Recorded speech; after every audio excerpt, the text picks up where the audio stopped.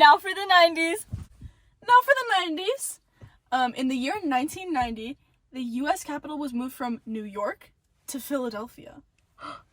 In 1791, the Bill of Rights was approved. This was the first 10 amendments to the Constitution, if you didn't know. In 1792, the cornerstone for the White House was laid in Washington, D.C.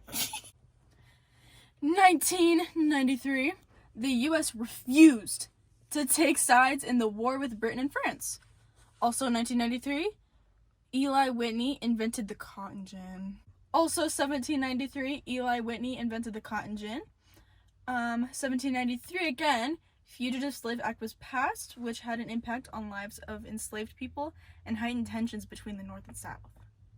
Take it away, Tori. Now we have 1794.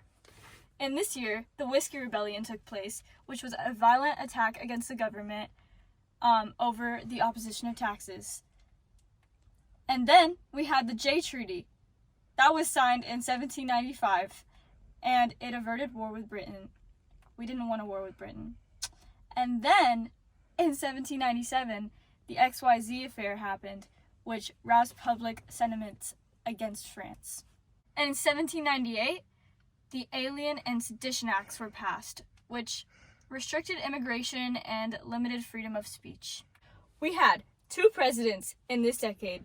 So the first one was a continuation of George Washington from the last decade, and he lasted until 1797. And then, after that, John Adams took over for a term, and that was from 1797 to 1801.